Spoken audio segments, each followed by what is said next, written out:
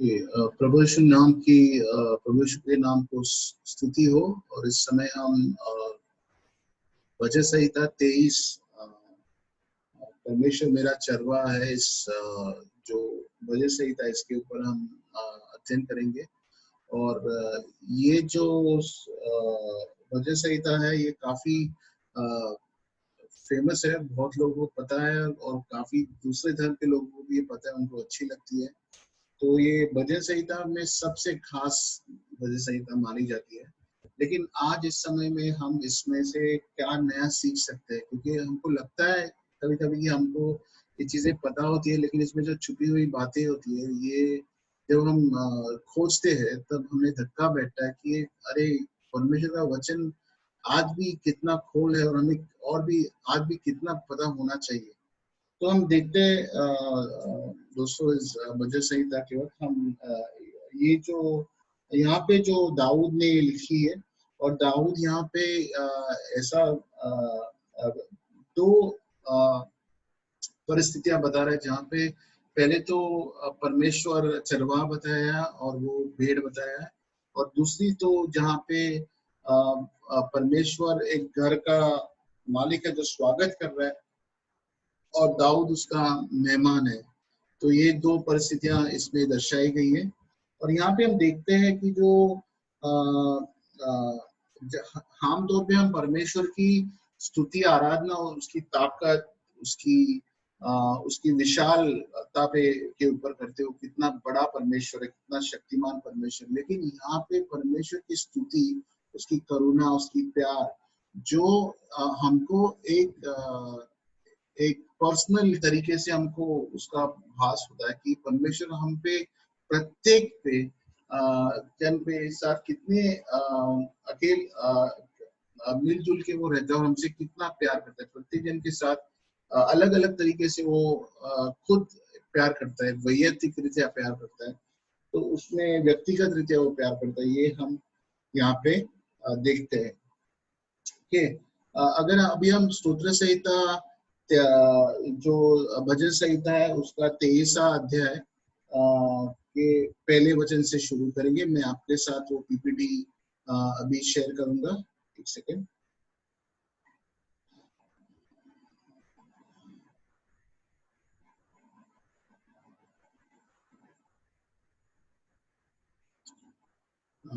तो यहाँ पे देखते हैं भजन संहिता 23 परमेश्वर मेरा चरवाहा है। और मैं इसको हिंदी में, मेरी हिंदी इतनी अच्छी नहीं लेकिन मैं कोशिश कर रहा हूँ हमारे हिंदी भाई और बहनों के लिए कि ये वचन उनके लिए आशीष लाए। यहाँ पे देखते हैं कि भजन संहिता 23 में हम देखते हैं कि यहाँ पे लिखी है, तो हम एक एक वचन करके इसके बारे में हम ढूंढेंगे। अभी यहाँ लिखा है परमेश्वर मेरा चरवाहा है और मुझे कोई किसी चीज की जरूरत नहीं है। यहाँ पे एक हम बात हमको पता होनी चाहिए कि जो चरवाहा है ये सिर्फ ये जो नाम है ये सिर्फ जो भेड़ की ओर ख्याल रखते उनके लिए नहीं है, लेकिन ये उनके लिए भी है जो जो राजाओं के लिए भी ये माना जाता है। राजाओं को भी पवित्र शास्त्र में लिखा है कि चरवाहा कहा गया है। और एक दूसरी उसकी ऐसी भी बात है कि उस जब जमाने में जिस इलाके में लिखा गया उनकी संस्कृति में भले ही राजा को ये टाइटल दिया गया है, ये किताब दिया गया है, लेकिन काफी सारे ऐसे आमतौर पे लोगों को चरवाते थे, उनको नीचा देखते थे। उनका जो काम था लोगों को सबसे शुद्र लगता था, खराब लगता था। और यही सबसे हैरान करने वाली बात है कि परमेश्वर हमारे पास आने के लिए चरवाहा बनने के लिए तैयार है। कितनी खूबसूरत, और वो जो महान परमेश्वर है वो सचमुच हमारा चरवाहा हमारे पास आने के लिए उसने प्रभु यीशु को भेजा। प्रभु यीशु खुद इंसान बन के आया और वो कहता है कि मैं तुम्हारा चरवाहा हूँ।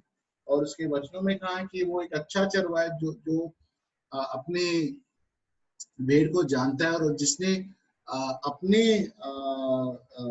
अपने भेड़ के लिए उसने अपनी जान दे दी है।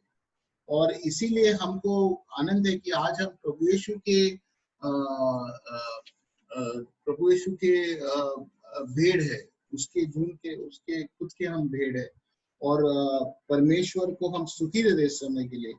और यहाँ पे हमको सोचना है कि अगर हम कहते हैं बहुत आसानी से कि परमेश्वर हमारा चरवा है, लेकिन हमको एक बात हमको खुद से पूछनी है कि क्या मैं उसकी भेड़ हूँ?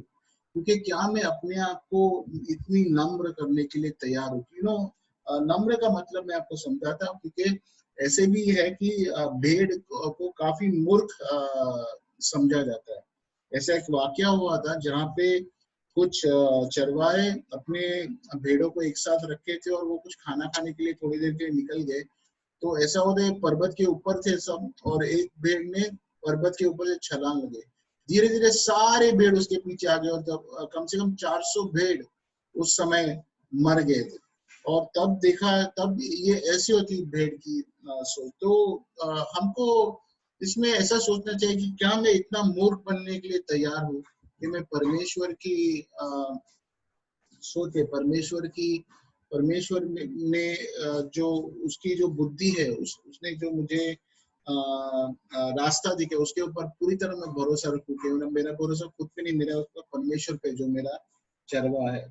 यहाँ पे वो लिखता है कि दाऊद और एक बात लिखता है कि अगर परमेश्वर मेरा चरवा है, तो यहाँ पे मेरा चरवा कहता है, तो इसका मतलब क्या है कि इसका मतलब उसके एक नजदीकी है जो परमेश्वर के। आज कितने सारे मसीह भाई है जिनका प्रभु के साथ कोई नजदीकी नहीं होता, कोई उनका एक गहरा रिश्ता नहीं होता। वो प्रभु पे विश्वास तो करते हैं कि वो अपने हमारे पापों के लिए है, लेकिन रोज उसके साथ साथ उसके पास नहीं रहते, उसके प्यार में नहीं रहते, और उसकी संगति में नहीं चलते। तो ये सबसे बुरी बात है भाइयों और दोस्तों, बहनों, क्योंकि हमको परमेश्वर, अगर हमारा चरवा, मेरा चरवा, ये दाऊद जैसे कहता है मेरा चरवा, वैसा हमारा भी कॉन्फिडेंस होना है। परमेश्वर खुदा है लेकिन वो मेरा खुदा है, परमेश्वर प्रभु है लेकिन वो मेरा प्रभु। ये दोनों चीज कितने अलग अलग है, क्योंकि हमको ये विश्वास होना चाहिए कि वो मेरा चरवा, मेरा परमेश्वर, मेरा प्रभु है। ऐसे हमको बोलने आना चाहिए। दूसरी बात हम देखते हैं यहाँ पे कि यहाँ पे वो लिखता है कि अगर परमेश्वर मेरा चरवा है तो मुझे कोई किसी चीज की जरूरत नहीं है। यहाँ पे बहुत सुंदर उदाहरण हम देख सकते हैं कि अगर भेड़ को खाना कहाँ मिलेगा, पानी कहाँ मिलेगा, इसकी फिक्र नहीं होगी, क्योंकि उसका भरोसा चरवा पे, उसको पता रहता है कि चरवा मुझे वहां तक लेके जाएगा। कितनी बार हमारी परिस्थितियों में हमको ये चाहिए, वो देख के हमारा विश्वास बढ़ता है, लेकिन हमारा विश्वास परमेश्वर पे होना चाहिए। वो हमारा चरवा है, वो हमें हमारी जरूरत के वक्त बराबर हमारी जरूरत पूरी करेगा। तो हमारा भी विश्वास एक भेड़ की तरह होना चाहिए जो पूरी तरह अपने चरवा पे विश्वास रखती है।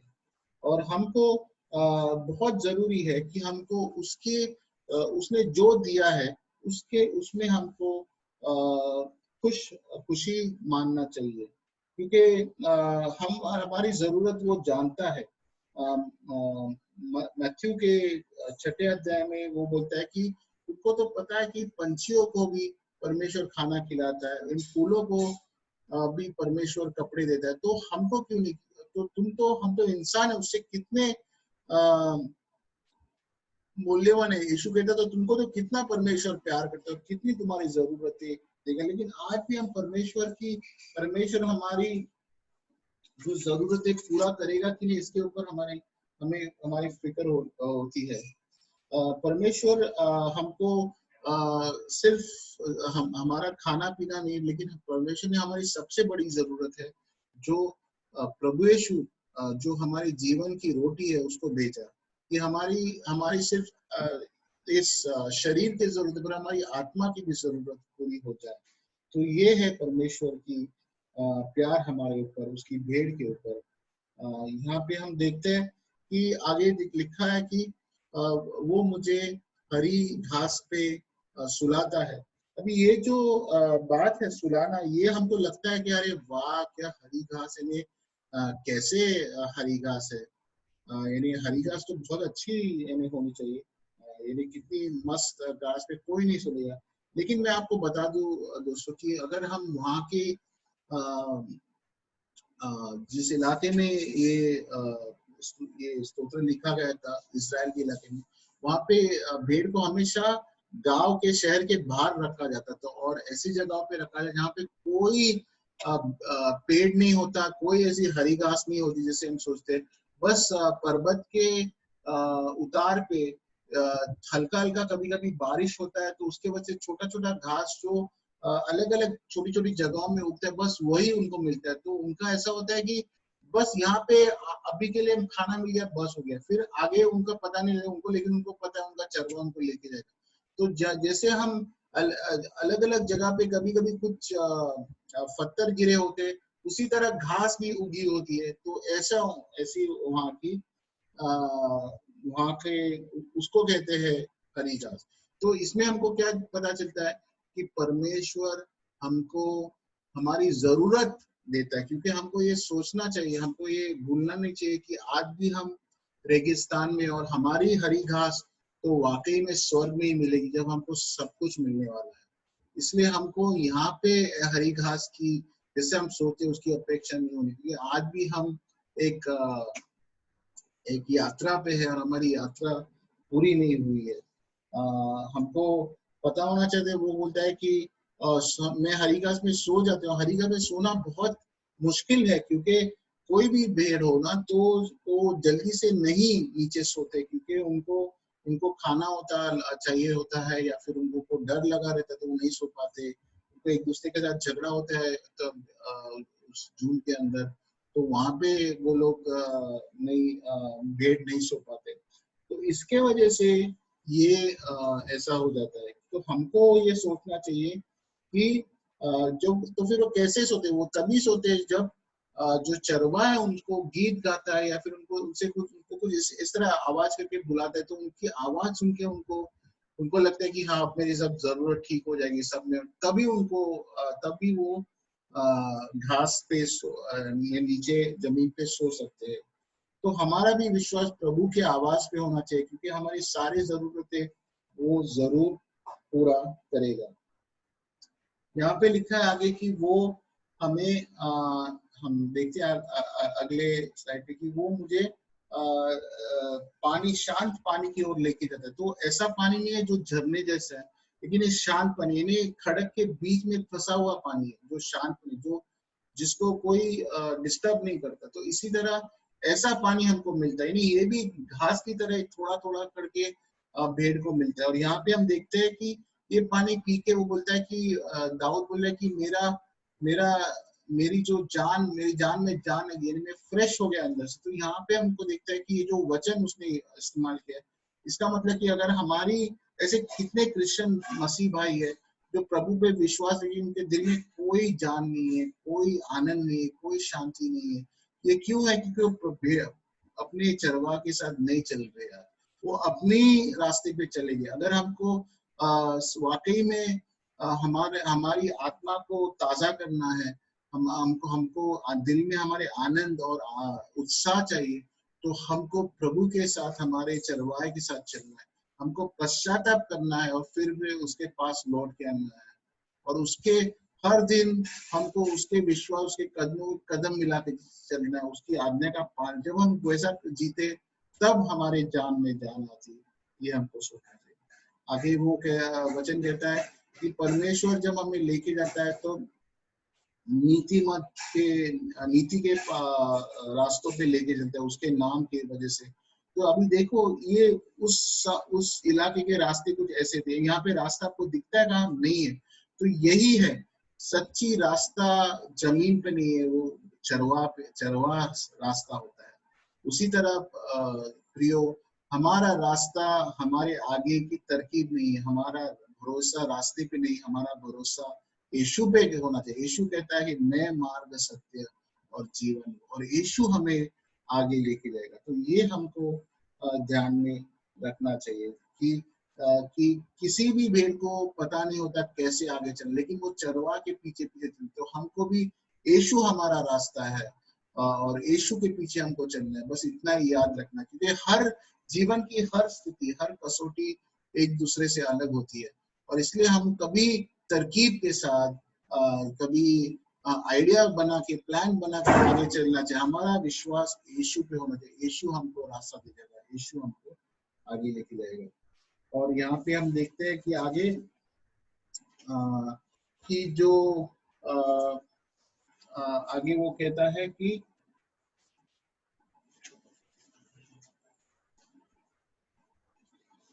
अगर मैं मौत के दरिया से, मौत की जो छाप की दरिया से भी मैं जा रहा हूँ तो भी मुझे डर में, मुझे कोई आपत्ति नहीं होगी, मुझे कोई डर नहीं लगेगा, क्योंकि उसकी लकड़ी, उसकी काठी मेरे साथ है। अभी मैं आपको बताता हूँ कि ये हमको किस तरह समझना चाहिए।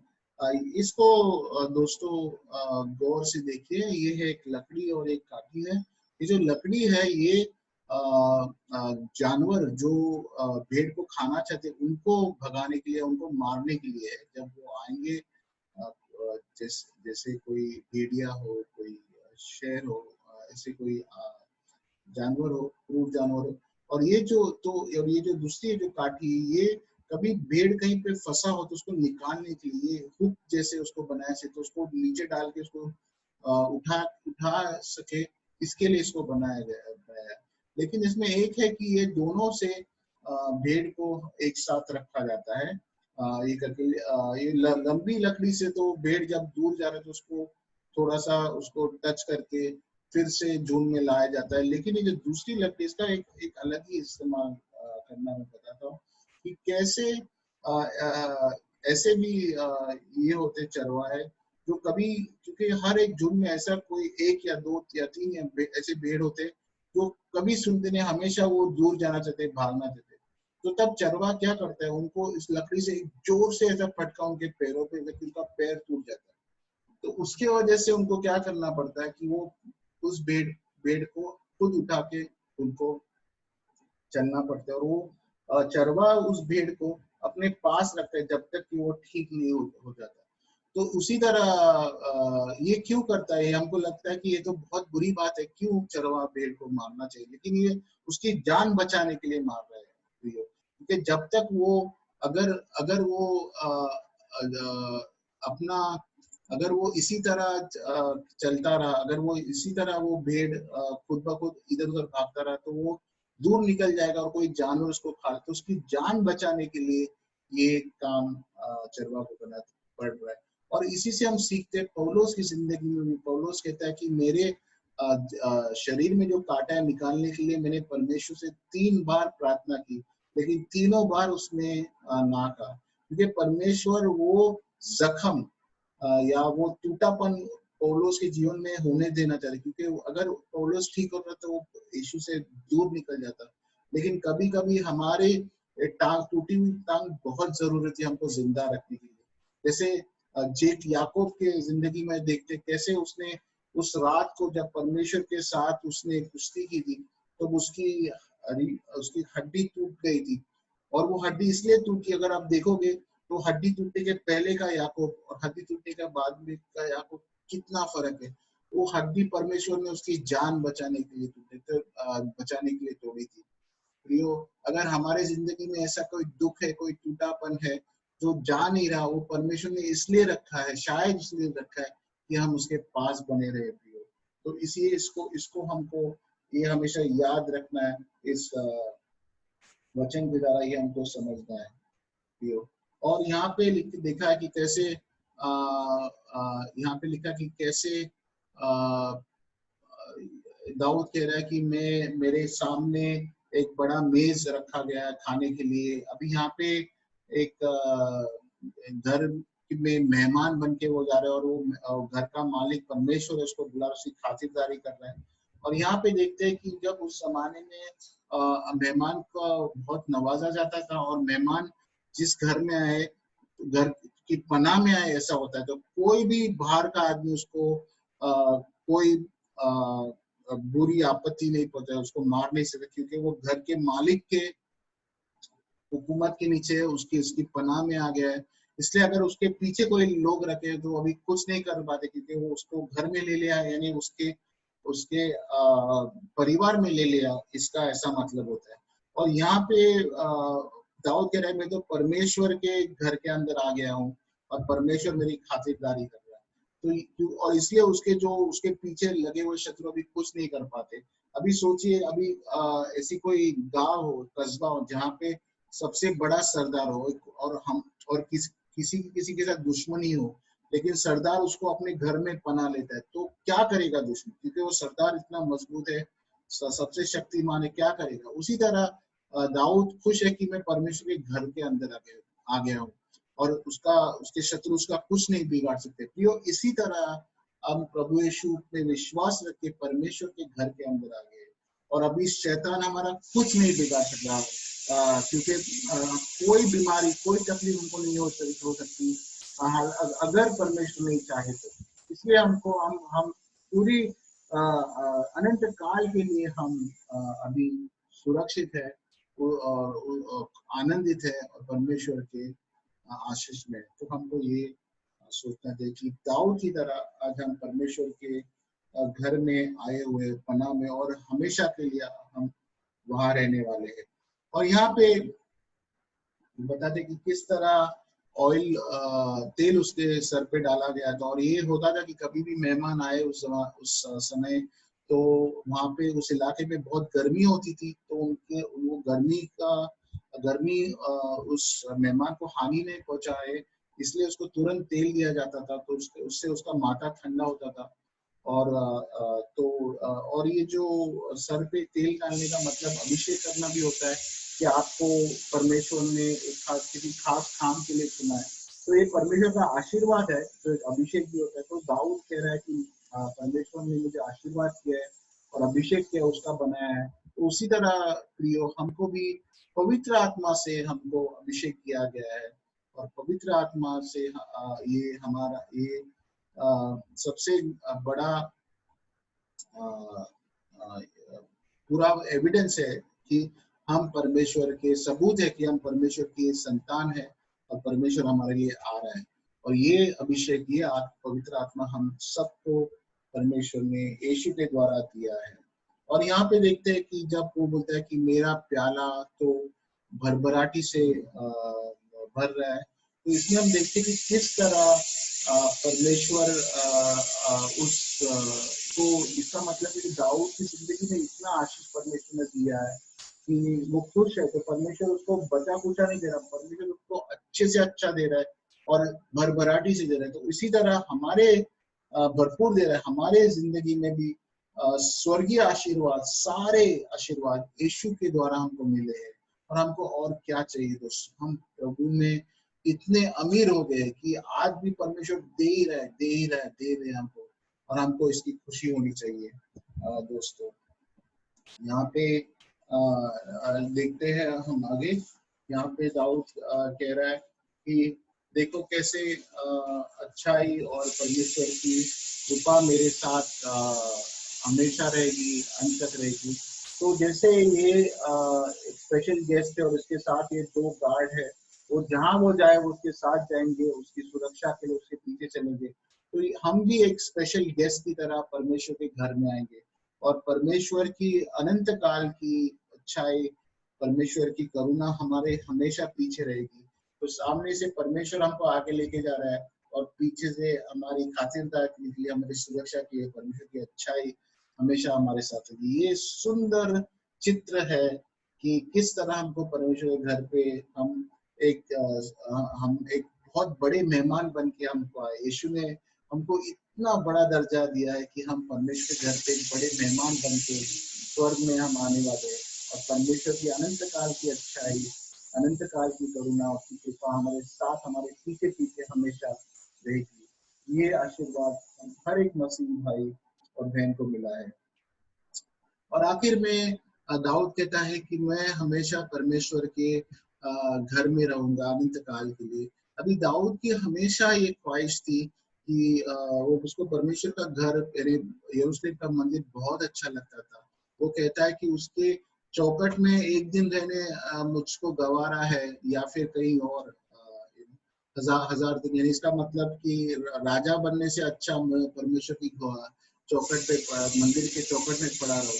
अभी हमको ये ध्यान होना चाहिए कि परमेश्वर दाऊद कुछ कैसे भी हो कि वो एक लेवी नहीं था, वो लेवी ग्रुप का नहीं था, और इसीलिए उसका वो कुछ हद तक ही मंदिर के अंदर आ सकता था। भले ही इसराइल का राजा था, वो मंदिर के भीतर के हिस्से में नहीं जा सकता था, और उसके सबसे पवित्र स्थान जो है वहां पे तो कभी नहीं जा सकता था। लेकिन जहां दाऊद की इतनी बड़ी ख्वाहिश, इतना बड़ा राजा सिर्फ मंदिर के कुछ हद तक ही अंदर जाता, हमको प्रियो प्रभु यीशु के द्वारा अब हम सबसे पवित्र स्थान में भी जा सकते, क्योंकि प्रभु यीशु ने हमारे और परमेश्वर के बीच की दीवार तोड़ दी और हमको मंदिर बनाया कि पवित्र आत्मा जो सबसे पवित्र स्थान में आता था आज हमारे अंदर आ गया, और इतनी गहराई, इतना मिलाप हमारा परमेश्वर के साथ हो गया। प्रियो, ये सोचने की बात है कि आज हम प्रभु के साथ कितने खुश है, कितने गहरे प्यार में हम हैं, कितने सुरक्षित है प्रियो।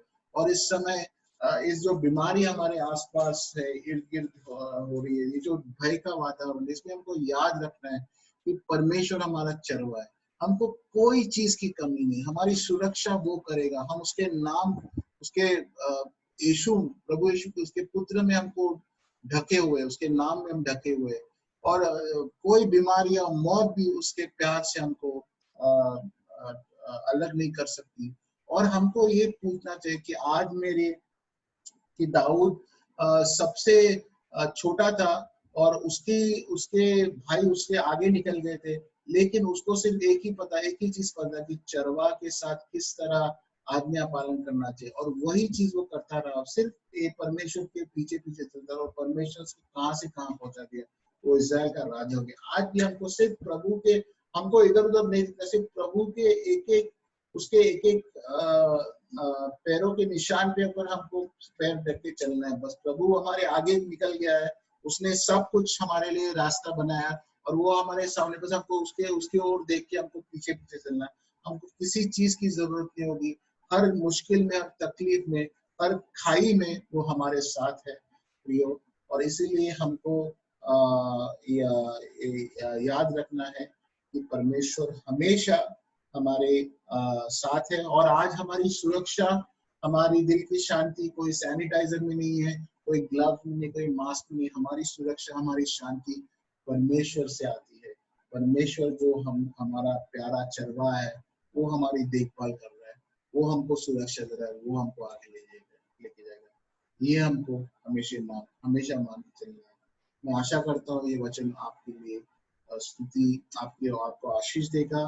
हम आखिर में एक अच्छा गीत सुनेंगे और प्रार्थना करके इस समय को हम खत्म करेंगे।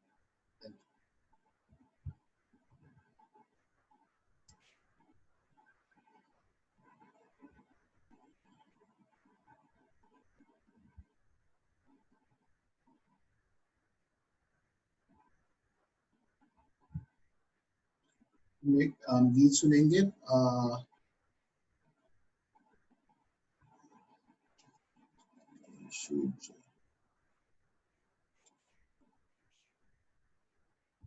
यीशु है मेरा, यहोवा चरवाहा है मेरा।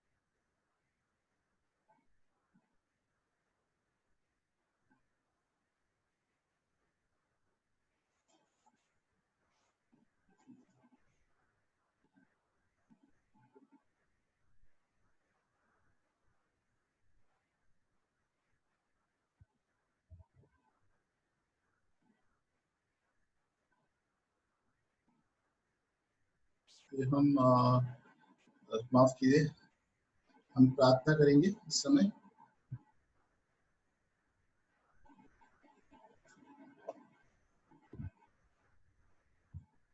ये हम प्रार्थना करें। यहोवा तू हमारा चलवा है और परमेश्वर तू हमसे हमेशा प्यार करता है और परमेश्वर तेरी सुरक्षा हमेशा हमारे ऊपर है परमेश्वर। फिर भी हम तुम्हारे राह से भटक जाते परमेश्वर। इस समय हम प्रत्येक जन पूरे दिल से तुम्हारे पास लौट आए और तुम्हारे साथ साथ तुम्हारे भेड़ बन के चले। ऐसा काम हमारे दिल के अंदर तुम करो परमेश्वर कि हमारे जीवन से तुमको खुशी, आनंद और स्तुति और गौरव मिले। ये हमारी प्रार्थना है। ये वचन सुनने पे और ये गीत सुनने के लिए सुनाने के लिए परमेश्वर हम आपको धन्यवाद देते और आपकी स्तुति के लिए हम सब जिए, आपके गौरव के लिए अब जिए। ऐसा आप करें। समय के लिए धन्यवाद देते हैं, यीशु के नाम से मांगते हैं, आमीन। Thank you.